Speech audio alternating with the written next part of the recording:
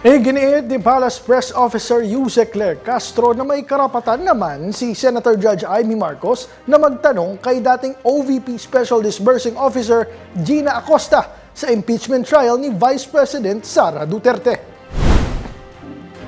Ito ay matapos linawin ni Acosta sa kanyang testimonya na hindi niya kailanman nakita si Duterte na personal na kumuha o nagtabi ng disbursed confidential funds.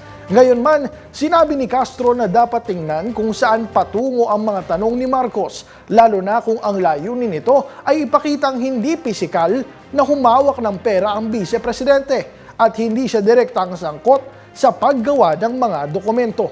Binigyang diin ni Castro na mismong si Acosta ang nagpatotoo ng utos na ilabas ng buo ang confidential funds ay nagmula kay Duterte at ipinadaan sa kanyang security officer na si Raymond Lachica. Ani Castro, mahalagang tandaan ng publiko na bagamat hindi nakita ni Acosta na personal na hinawakan o kinuha ni Duterte ang pera, may testimonya tungkol sa utos ng vice-presidente sa pag-release ng confidential funds.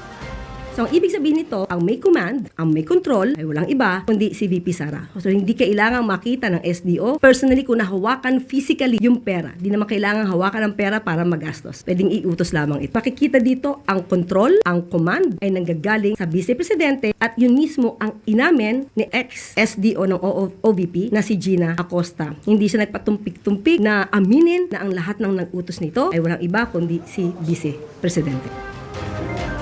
Binigyang diin pa ni Castro na maaaring magsilbing prima facie evidence ang kawalan ng maayos na accounting.